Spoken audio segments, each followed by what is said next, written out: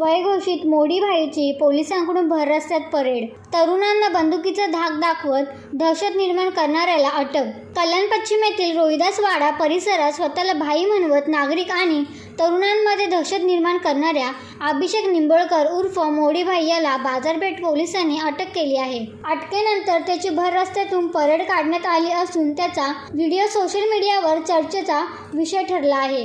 काही दिवसांपूर्वी निंबळकरने स्थानिक तरुणांना बंदुकीचा धाक दाखवत मी या परिसराचा भाई आहे अशी धमकी दिल्याचा आरोप आहे. या प्रकारामुळे परिसरात भीतीचे वातावरण निर्माण झाले होते. घटनेची माहिती मिळताच बाजारपेठ पोलिसांनी तपास सुरू करून सापळा रचला आणि गोपनीय माहितीच्या आधारे त्याला अटक केली.